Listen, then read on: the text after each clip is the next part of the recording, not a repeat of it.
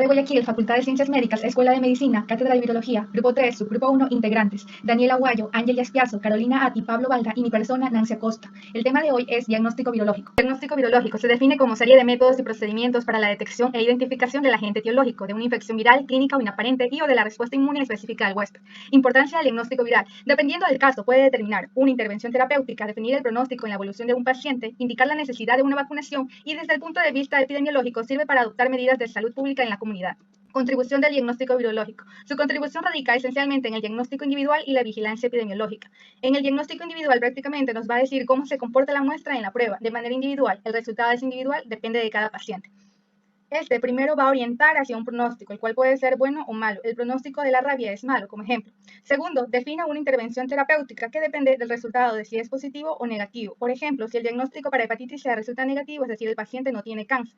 Es el médico el que decide la terapéutica y es por ello que, por último, monitorea la respuesta a la terapéutica. Segundo, la vigilancia epidemiológica. El epidemiólogo no puede hablar sobre incidencia, prevalencia o pandemia por las infecciones de diversos virus si el laboratorio no le brinda los datos de diagnóstico necesarios para que elaboren su informe de la semana epidemiológica y puedan reportar sobre la salud de la población. Etapas del diagnóstico viral. En la imagen 1, para obtener las muestras adecuadas para el diagnóstico virológico es necesario conocer la patogenia de cada enfermedad. Existen diversos métodos, método directo, indirecto, métodos moleculares y pruebas rápidas. El método directo es ideal tomar la muestra en cero. Esto es que existen variaciones en el periodo de incubación de la mayoría de infecciones virales de 7 a 8 días aproximadamente. Luego de un periodo prodrómico aparecen los síntomas. En esta etapa del virus se está replicando activamente y por esta razón pueden emplearse para detectar los métodos directos a través de aislamientos de cultivo, detección de antígenos virales, microscopía electrónica. Durante las últimas etapas del periodo prodrómico y en la convalecencia primaria aparecen los anticuerpos específicos, la IgM, que permitirá realizar el diagnóstico de infección reciente. Ya en la convalecencia tardía puede ser hasta meses, incluso años. Por ejemplo, el citomegalovirus puede tener hasta un año estar latente la enfermedad, pero en cambio un sarampión, una rubiola no se extiende hasta el año. En la figura 2, el diagnóstico de las infecciones virales se apoya en la trípode de diagnóstico. Primero tenemos la clínica, que incluye los síntomas y signos, el estudio virológico, que es el diagnóstico de certeza, y tercero, la epidemiología, en el que interviene el tiempo, lugar y persona. Hablamos de diagnóstico de certeza porque además de tener ya un diagnóstico clínico basado en signos y síntomas, tenemos ya las pruebas de diagnóstico que van a respaldar lo que ya habíamos sospechado con la clínica. La responsabilidad del médico y del virólogo en cuanto a los métodos de diagnóstico. El médico, tener el conocimiento acerca de las posibilidades reales del diagnóstico virológico y del envío de las diversas muestras adecuadas en el momento oportuno, así como también la correcta interpretación de resultados. En cambio, el virólogo tiene la responsabilidad de una adecuada realización de los procedimientos diagnósticos, así como el uso cotidiano de controles y el control de la calidad de los reactivos en uso. Continuando, vamos a hablar de la conceptualización de los métodos. Estos pueden ser directos, clásicos o convencionales, indirectos o serológicos y rápidos. Tenemos que los directos, en los que prácticamente son aquellos que detectan la presencia de los virus en lo que son muestras clínicas. Los virus se van a identificar como agentes infecciosos, partículas virales o antígenos virales, o a su vez como un genoma viral. Luego tenemos a los clásicos o convencionales, que se denominan también de aislamiento viral. Son confiables, pero lentos, de alto costo y de realización compleja, y van a requerir de lo que es un personal entrenado, infraestructura y mantenimiento de los animales. Luego tenemos a los indirectos o serológicos, que prácticamente investigan la presencia del sistema inmune con la relación antígeno-anticuerpo, y tenemos a los rápidos, que permiten la obtención del resultado a las pocas horas de tomada la muestra. Continuando, tenemos que prácticamente para el aislamiento y la identificación viral tenemos que se va a obtener una muestra clínica. Esta va a ser transportada y va a ser llevada a lo que son 4 grados Celsius. Esta se va a inocular en lo que son cultivos celulares, huevos embrionados y ratones. Cultivos celulares como ACP, hemaglutinación, placas, etc. Luego tenemos a los ratones por vía intracerebral o intraperitoneal, y a los huevos embrionados, en los que se puede manifestar POX, detección de los virus en lo que prácticamente son los fluidos. Esto a su vez va a permitir una identificación de lo que son inmunofluorescencia, fijación del complemento, hemaglutinación, hematorsión, inhibición del HAT, neutralización e inhibición de la hemaglutinación.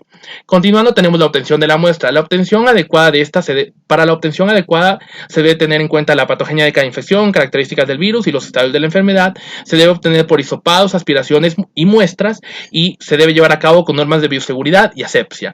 Esto va a requerir un proceso que es el que se resume en la siguiente imagen, con el fin de que todo el proceso se lleve de manera adecuada y los resultados sean satisfactorios. Ahora hablaremos de la obtención del aislamiento viral. Este se va a dar mediante un tubo con medio de transporte para virus, en el cual encontraremos 0.2% de suero fetal bovino, antibióticos, antimicóticos, proteínas y también antimicrobianos.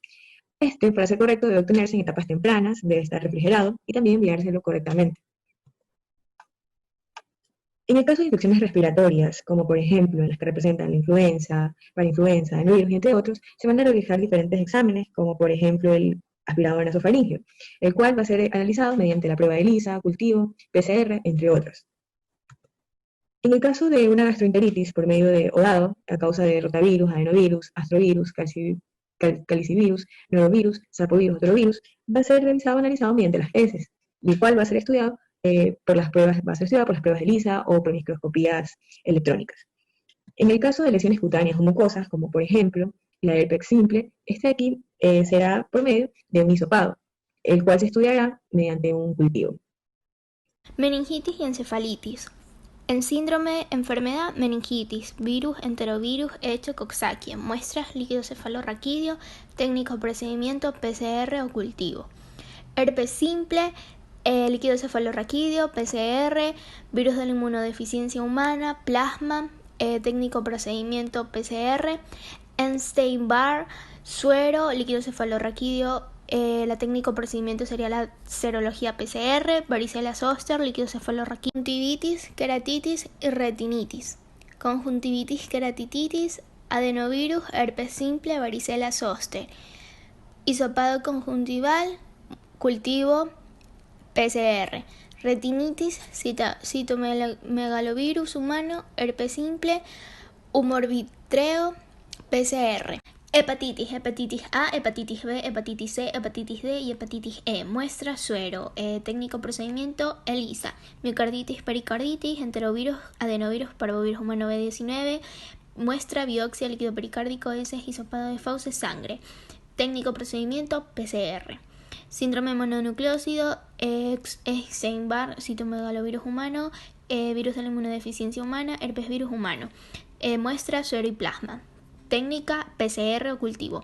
Infecciones congénitas, tenemos a la diagnóstico en útero, rubiola, citomegalovirus humano, parvovirus humano. Muestra, líquido amniótico y sangre fetal. Técnico procedimiento, PCR.